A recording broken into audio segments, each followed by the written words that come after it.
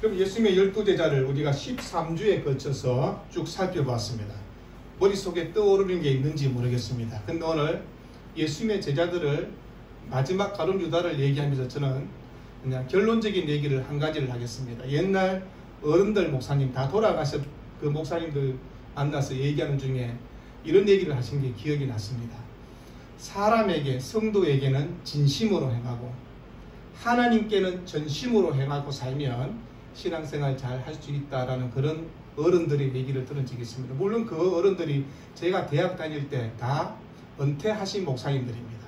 그러니까 저한테는 아버지 뻘이 아닌 할아버지 뻘 되는 그런 어른들이 앉아서 그런 얘기를 해주시는 것을 들었습니다. 그런데 듣고 생각하지 않고 살다가 가룟 유다에 대한 얘기를 마지막 하면서 예수님의 제자에 대한 얘기를 마지막 결론내면서 무엇으로 얘기할까 그런 생각을 하다가 그 생각이 떠올랐습니다. 아니 잊고 살았는데 그럼 우리가 예수님의 제자들이 사람을 향해서 진심으로 대했던 것처럼 그러나 하나님께는 전심으로 살았던 그것처럼 우리가 예수 믿는 제자의 삶이 뭘까 할 때 오늘 이 말을 한번 떠올리면서 살았으면 좋겠다라는 생각을 갖습니다.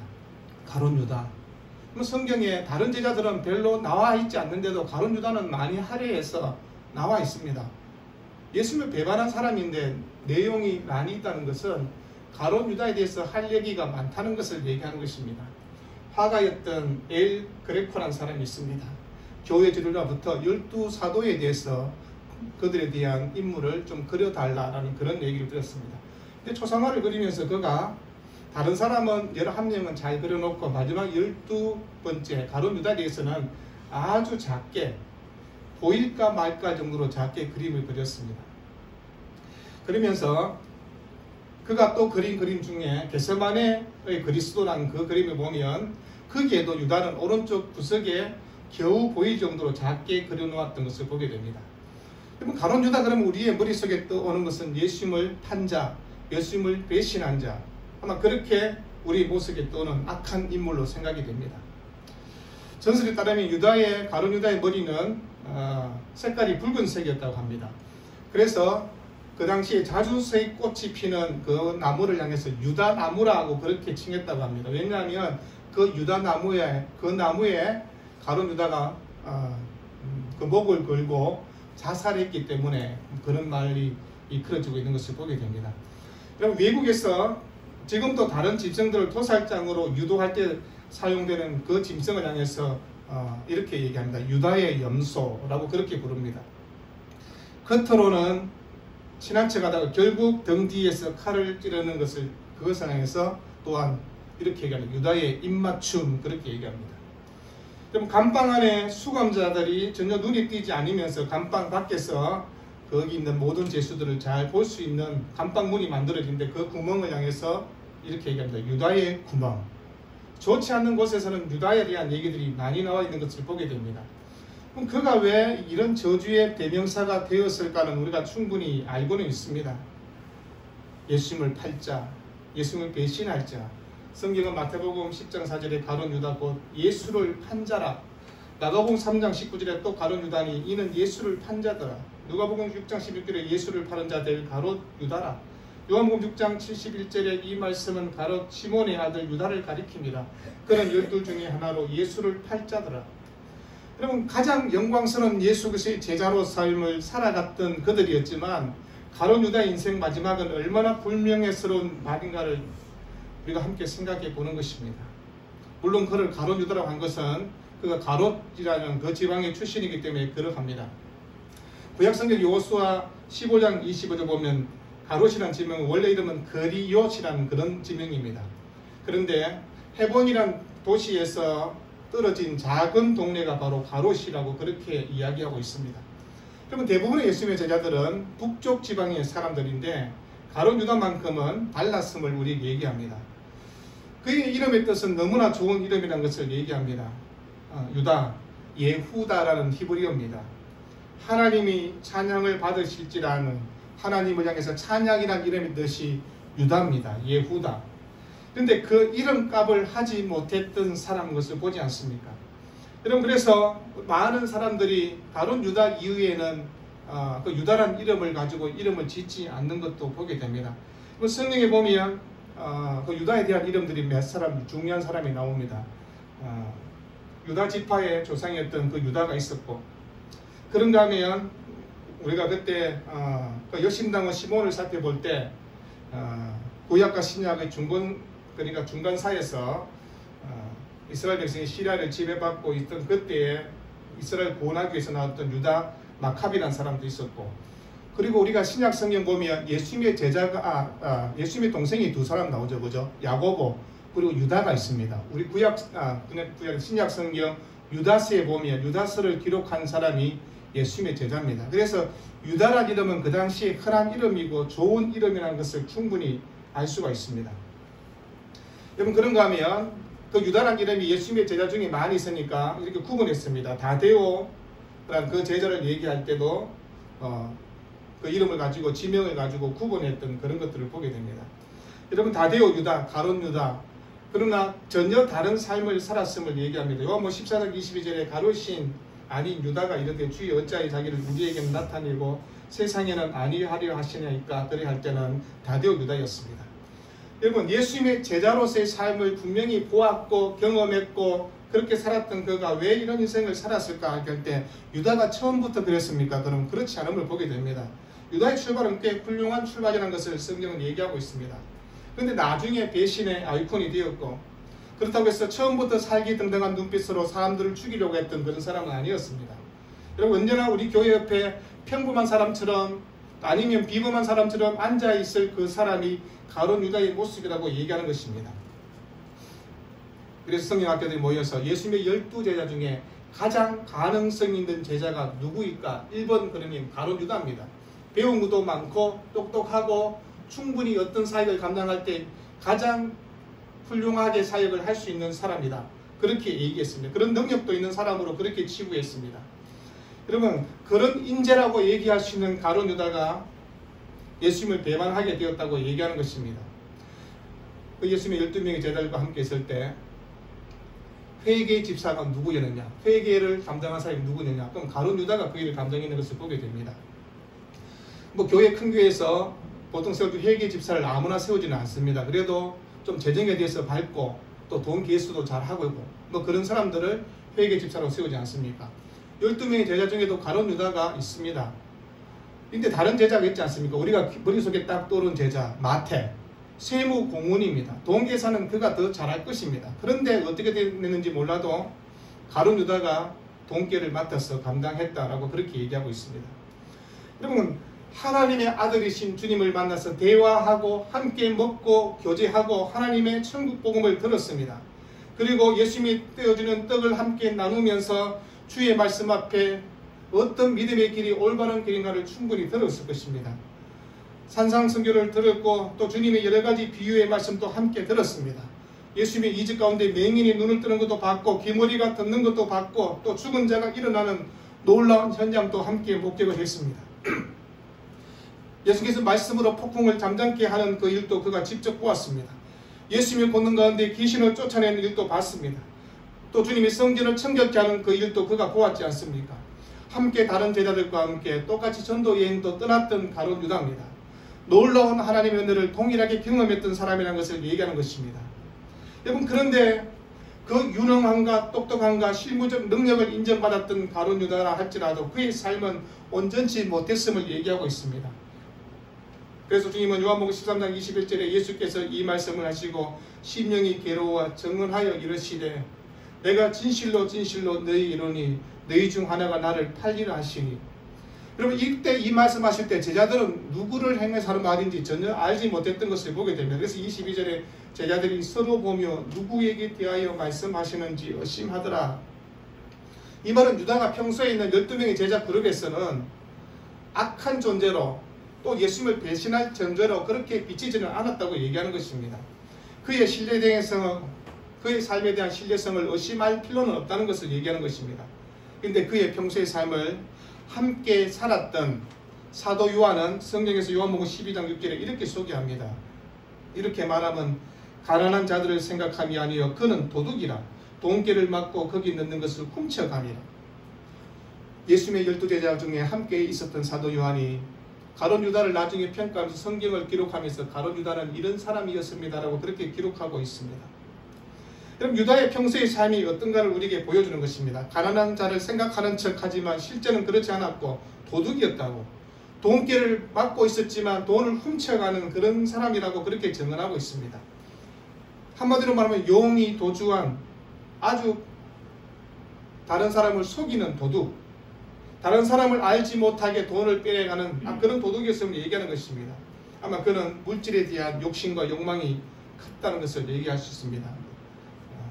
마태복음 20장 15절에 유다가 그 예수님을 은 30에 팔겠다 그렇게 얘기합니다. 제사장들을 만나서 거래하는 내용이 있지 않습니까? 내가 예수를 너에게 넘겨주리니 얼마나 주려나니 그들이 은 30을 달아주거늘. 그런 다음에 성경은 이렇게 소개하고 있습니다. 그가 그때부터 예수를 넘겨줄 기회를 찾더라라고 그렇게 얘기합니다. 유다는 위선적이고 겉과 속이 다른 마음으로 예수님을 따랐고 제자들을 속였던 제자였음을 얘기합니다. 그의 말과 행동은 전혀 일치함이 없었음을 얘기하고 있고 행동으로 자신의 말을 배신하는 사람이었고 위선자라는 것을 우리에게 보여주고 있습니다. 그러나 겉으로는 그는 항상 언제나 공의로운 사람처럼 그렇게 얘기했습니다. 요한복음 12장 4절 보니까 제자 중 하나로 예수를 잡아줄 가룟 유다가 말하되 이 향유를 어찌하여 300데나리온에 팔아 가난한 자들에게 주지 아니하였느냐라고 얘기합니다. 그 지금 유다가 뭐라고 얘기하고 있습니까? 옥합을 깨는 한 여인을 향해서 주님을 향한 헌신을 드리는 그 여인 앞에서 그 마리아의 헌신을 보고 왜 너는 이 비싼 향유를 깨뜨려서 그렇게 하느냐고, 그거 팔아서 다른 사람한테 주면 좋지 않느냐고 그렇게 얘기했습니다. 다른 사람이 들으면 그래도 그렇다는 그런 말을 얘기하고 있는 것입니다. 얼마나 정의롭고 우리의 눈을 번쩍 뜨게 하는 어려운 목소리처럼 그렇게 생각이 됩니다. 그러나 이 모든 말이 자기를 가장하는 목소리였고 또한 위선의 목소리였고 자기의 욕심을 커버하기 위한 속임수였음을 우리에게 얘기하는 것입니다. 가룟 유다가 말은 그렇게 하였지만 그의 속마음은 언제나 이중적, 위선적, 잘못된 마음으로, 그리고 주변 사람들한테 인정을 받는 것처럼 하지만 속마음은 그렇지 않았음을 얘기하는 것입니다. 여러분, 비슷한 상황을 성경을 소개하면서 누가복음 22장에 이렇게 소개합니다. 말씀하실 때 한 무리가 오는데 12 중에 하나인 유다라 하는 자가 그들을 앞장서 와서 예수께 입을 맞추려고 가까이 하는지라 예수께서 이르시되 유다야 네가 입맞춤으로 인자를 파느냐 하시니. 여러분, 예수님을 만난 유다가 입맞춤을 하고 있습니다. 근데 이 입맞춤은 거룩함과 사랑과 존중의 입맞춤이 아니라 주님을 넘기기 위한 위선의 입맞춤이었다고 그렇게 얘기하는 것입니다. 그러면서 우리가 한번 생각해 봅니다. 왜 가룟 유다가 예수님을 배반했을까? 왜 자신의 스승이었던 주님, 하나님의 아들이신 그분을 왜 배반했을까? 그럼 그의 삶을 우리가 다 알 수는 없지만 성경을 통해서 한 3가지 정도로 생각해 볼 수 있을 것입니다. 그럼 첫째는 그는 돈에 대한 집착이 있었습니다. 그리고 그 돈에 대한 그 욕심 때문에 잘못된 선택을 하는 것들을 보게 됩니다. 그러면 성경은 돈 자체를 향해서 정죄하지는 않습니다. 돈은 엄격하게 보면 어쩌면 아주 중립적인 것입니다. 근데 돈 자체는 선도 아니고 악도 아니란 것입니다. 근데 돈을 어떻게 사용하느냐에 따라서 선하게 악하게 사용할 수 있음을 보지 않습니까? 여러분, 디모데전서 6장 10절에 돈을 사랑함이 일만하게 뿌리라고 그렇게 말씀합니다. 돈은 우리가 이 세상 살아가는데 꼭 필요한 것이라고 얘기할 것입니다. 돈 없이 살아갈 수는 없을 것입니다. 그러나 우리가 돈을 지혜롭게 벌어야 되고 정직하게 벌어야 되고 그리고 저축하고 돈을 잘 모아서 또 필요한 곳에 정당하게 잘 사용해야 된다라고 그렇게 얘기한 것이다. 그러면서 돈 자체를 사랑해서는 되지 않는다라고 얘기했습니다. 제 마음속에 항상 이런 얘기를 하면 제 머릿속에 떠오르는 분이 계십니다. 부자입니다. 그런데 그분은 돈을 잘 사용했던 분입니다. 필요한 곳에 자기 자신을 위해서 쓰는 돈은 별로 없습니다. 아마 충분히 편하게 살아갈 수 있는 분입니다. 의사니까 다른 사람보다 돈을 더 많이 벌지 않습니까? 그런데 자기 있는 옷, 양복 얘기할 때 김쌤 이 양복 괜찮지? 아유 장모님 양복이 멋있습니다. 돈을 많이 벌어서 그런가 비싼 양복을 사 입었습니까? 그랬더니 아니다, 이거 10만원짜리다. 근데 이 양복 이거 가지고 10몇 년째 입고 있다. 그러면 의사인데 충분히 양복 좋은 거 사 입을 수 있잖아요. 근데 주님의 복음을 위해서는 기꺼이 돈을 아름답게 드렸던 그런 분들이 계십니다. 그럼 우리가 왜 돈을 모으냐고 물어보면 내 삶의 안정함을 위해서 그것도 필요할 것입니다. 그런데 하나님의 나라를 위해서 기꺼이 잘 설 수 있는 것도 하나님 앞에서 올바른 믿음의 행위가 될 것입니다. 그런데 유다를 지배하는 마음은 무엇입니까? 돈을 가지고 내 만족함을 누리려고 했던 것입니다. 돈의 지배 가운데 돈의 포로가 된 사람이라는 것을 얘기하는 것입니다. 여러분, 어떻게 돈을 받고 예수님을 팔려고 하는 그런 생각을 할 수가 있겠습니까? 결코 그럴 수는 없지 않겠습니까? 그런데 가룟 유다가 그런 마음을 가졌다고 얘기하는 것입니다. 여러분, 가룟 유다가 갑자기 우발적으로 그런 마음을 가졌느냐? 성경은 쭉 보면 그렇지 않음을 얘기하고 있습니다. 지극히 계획적이고 예수님을 팔려고 했던 행동들이 많이 나와 있는 것을 보게 됩니다. 예수님을 팔 기회를 늘 엿보고 있었다고 얘기하는 것이 마태복음 26장 15절에 내가 예수를 너희에게 넘겨주리니 얼마나 주려냐 하니 그들이 언산십을 달아주거늘, 그러면서 그 다음 구절에 그가 그때부터 예수를 넘길 기회를 찾더라 라고 되어 있습니다. 기회만 되면 내가 예수님을 당신들한테 넘겨줄 텐데 얼마 주겠냐고 언산십 받고, 아주 의도적이고 계획적으로 그렇게 했음을 우리에게 얘기하는 것입니다. 결코 충동적으로 우발적으로 예수님을 판 것이 아니라고 얘기하는 것입니다. 그래서 성경저자 누가는 그 유다가 충동적이며 우발적인 행동이 아니라는 것을 얘기할 때 누가복음 22장에서 그들이 기뻐하여 돈을 주기로 언약하는지라 유다가 허락하고 예수를 무리가 없을 때 넘겨줄 기회를 찾더라고 그렇게 얘기하고 있습니다. 다른 사람들이 없을 때, 다른 사람이 있으면 혹시 또 우리가 어떤 일을 당할 수 있으니 사람들이 없을 때 예수님을 당신들에게 넘겨주겠다라고 그렇게 얘기했습니다. 주님을 넘기기 위해서 호신탄탄 계속 기회를 엿보고 있었다는 그 유다의 모습을 얘기하는 것입니다. 12제자 가운데 재정을 맡아서 관리할 정도로 어려웠던 그가 왜 이렇게 변할 것일까 얘기할 때 그 심령 속에 돈을 사랑하고 돈을 따라갔던 것을 얘기하는 것입니다. 둘째는요, 자기 의를 가정한 위선이라고 얘기할 수 있는 것입니다. 여러분, 자기 의에 도취된 사람들 보면요, 바른 말을 하는 것 같지만 그 동기에 보면 숨은 의도가 있음을 보지 않습니까? 누군가 지나치게 옳다고 강조하는 배경 속에는 옳지 못한 자기 자신을 합리화하는 의도가 그 안에 있고 그런 동기 가운데 행해지고 있는지 하는 것을 교훈에 살펴봐야 된다고 얘기하는 것입니다. 여러분, 성경은 사람의 의, 우리가 붙들고 선전하고 있는 자랑하는 인간의 의가 얼마나 더러운가를 우리에게 얘기하고 있습니다. 그래서 구약성경 이사야 64장 6절에 우리의 의는 다 더러운 옷 같으며 라고 그랬습니다. 여러분, 더러운 옷이란 히브리 원어로 보면 걸레라고 그렇게 번역이 됐습니다. 더러운 걸레와 같다. 여러분, 사람이 어렵다고 하면 얼마나 어려울 수 있을까요? 사람이 선하다고 하면 얼마나 선할 수 있을까를 한번 생각해 보는 것입니다. 여러분, 가룟 유다가 자신의 내면에 존재하고 있는 그 부패한 심령, 부패한 인간의 본질을 보고 하나님 앞에 겸손하게 주님, 저의 악함을 용서해 주시고 저의 잘못된 삶을 돌이키게 해달라고 기도했으면 어떻을까를 생각하는 것입니다. 그런데 가룟 유다는 그렇지 않았습니다. 자기 의를 항상 앞세우고 늘 다른 사람 앞에 정의를 외치는 사람처럼 그렇게 보였지만 자신의 위선을 커버하는 그런 쇼에 불과했음을 우리가 보게 되는 것입니다. 우리가 늘 보는 마음인데 제 마음속에 늘 마음속에 불평인 사람일 때 정치인들 얘기 나오면 늘 제 입에서 좋은 말이 안 나옵니다. 불평의 말이 나올 수밖에 없습니다. 정치인들은 너무나 이중인격자라고 생각이 들고 너무나 거짓말을 잘하는 것 같고 너무나 자기 이익만 챙기는 사람같이 보이고 국가가 그렇게 돈을 많이 주고 있는데 국민을 위해서 하는 일은 별로 없는 것 같고 그런 마음속에 제 마음에 분노가 확 일어나서 정치인 얘기만 나오면 막 우리말로 뚜껑이 열리는 것처럼 막 흥분할 때가 있습니다. 여러분, 예수님을 배반했던 가룟 유다 또한 어려운 척 했지만 결코 그렇지 않았음을 얘기하는 것입니다. 세 번째는요, 사탄의 유혹 앞에 그 유혹을 물리치지 못했다는 것을 얘기하고 있습니다. 여러분, 성경에서 사탄이 유다로 하여금 예수님을 팔도록 미혹하는 모습들을 우리에게 단계적으로 보여주고 있는 것을 보게 됩니다. 그래서 바울은 에베소 6장에서 마귀의 관계를 능히 대적하기 위하여라고 얘기했습니다.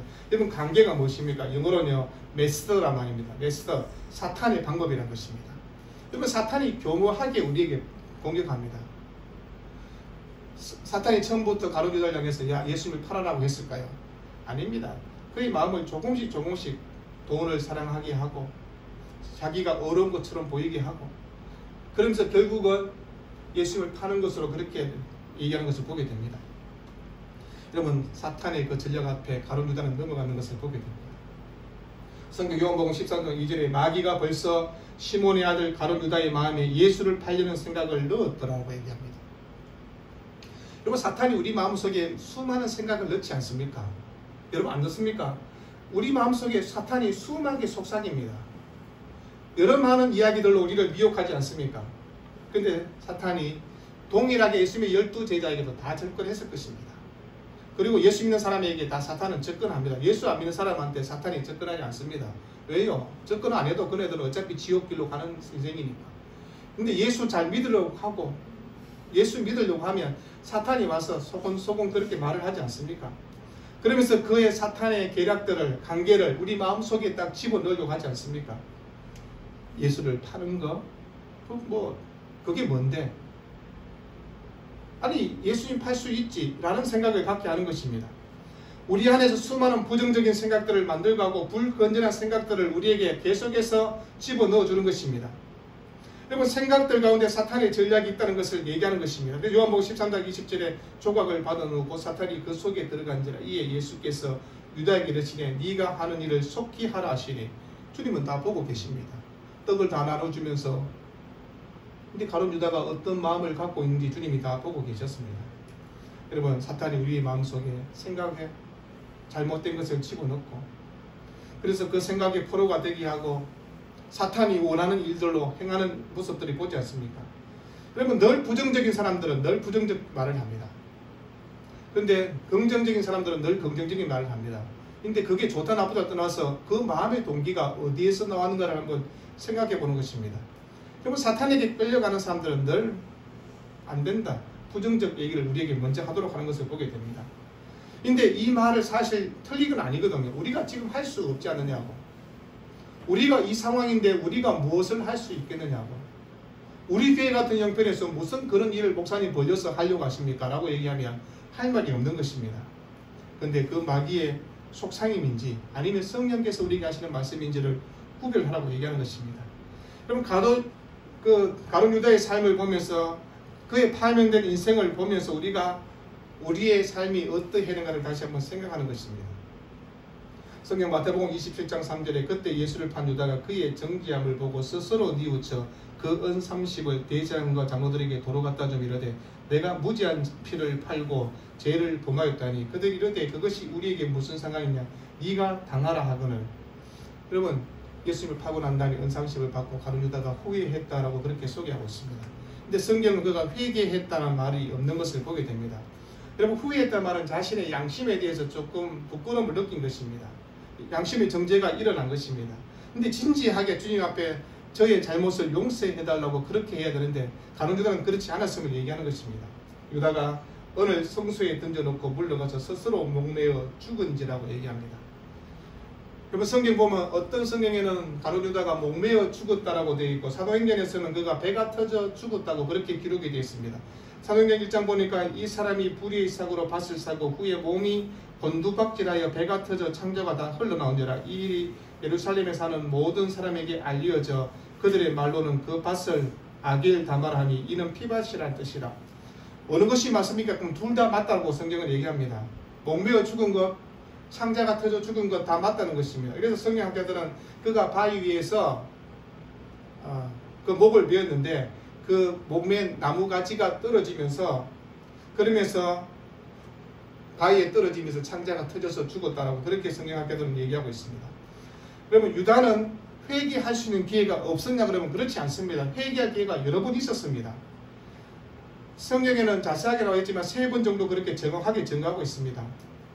성경 요한복음 13장에 예수님이 만찬의 자리에서 예수님이 너희 중에 하나가 나를 팔리라 이런 말씀을 할 때 유다가 가슴이 뜨끔하여 주님 어떻게 하셨습니까? 제가 그런 마음을 품는데 주님 용서해 주세요라고 했는데 그는 시치미를 뚝 떼고 있었습니다.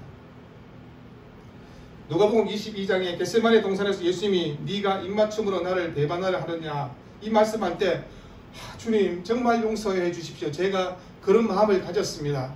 이런 악한 마음을 가졌는데 저를 용서해 달라고 그렇게 말했으면 어땠을까요? 마지막 성경 마태복음 27장 3절에 스스로 뉘우쳐라고 되어 있습니다. 그가 뉘우치면서 회개해야 되잖아요. 주님 제가 정말 악한 죄를 지었다고. 주님을 향한 그런 마음이 아닌데 돈의 유혹과 사탄의 유혹 앞에서 내 공의로움 때문에 잘못된 선택을 했으니 주님 용서해달라고 그랬으면 얼마나 좋았을까요? 여러분, 회개할 기회가 있었습니다. 근데 회개할 기회를 놓쳤다고 그렇게 얘기하는 것입니다. 여러분, 우리는 이렇게 얘기합니다. 유다의 죄와 베드로의 죄가 누가 더 크냐라고 얘기하면 그게 그겁니다. 차이가 없습니다. 예수님을 판 자나 예수님을 모른다고 한 자나 그게 뭐 큰 차이가 있겠습니까? 그런데 베드로는 구원을 받았고 유다는 그렇지 못했음을 우리에게 얘기하고 있습니다. 요한복음 13장 10절에 예수께서 이르시되 이미 목욕한 자는 발밖에 씻을 필요가 없느니라. 온몸이 깨끗하니라. 너희가 깨끗하나 다는 아니리라 하시니 이는 자기를 팔 자가 누구인지 아십니다. 그러므로 다는 깨끗하지 아니하다 하시니라. 그럼 예수님께서 제자들의 발을 씻겨주시면서 베드로의 차례가 되었습니다. 베드로 뭐라고 합니까? 주님, 제 발을 씻기면 안 됩니다라고 그렇게 얘기합니다. 근데 예수님이 내가 너를 씻기지 않으면 너와 나는 상관이 없다라고 그렇게 얘기합니다. 그러면 씻김이란 씻는다는 이 말은 죄의 문제의 해결을 받았다는 의미입니다. 여러분, 우리는 예수님과의 삶의 관계에서 죄의 문제를 주님이 해결해 주셨음을 우리에게 말씀하고 있는 것입니다. 주님을 통해서 우리의 모든 죄의 문제가 해결되었지 않습니까? 그런데 그 죄의 문제가 해결되지 않으면 주님과는 상관이 없는 삶이 된다고 얘기하는 것입니다. 여러분, 우리가 목욕했다는 것은 중생했다, 거듭났다 그런 얘기가 될 것입니다. 그런데 그것으로 다 만족하면 되지 않는다고 얘기하는 것입니다. 그럼 가룟 유다의 삶을 보면서 우리가 느끼는 것이 무엇입니까? 예수님을 따라다니는 무리 속에 충분히 있을 수 있는 사람입니다. 그도 3년 동안 주님을 따라다녔습니다. 교회를 다닐 수 있고요. 또 교회 안에 직분을 받을 수도 있고 다른 사람 앞에서 내가 예수 믿는 사람이라고 그렇게 말을 할 수는 있을 것입니다. 근데 그가 직분이 있던 교회를 오래 다녔던 그것이 중요한 것이 아니라고 얘기하는 것입니다. 하나님 향해서 나의 주, 나의 하나님이라고 바르게 신앙의 고백이 없이 살면 그것은 아니라고 그렇게 말씀하고 있는 것입니다.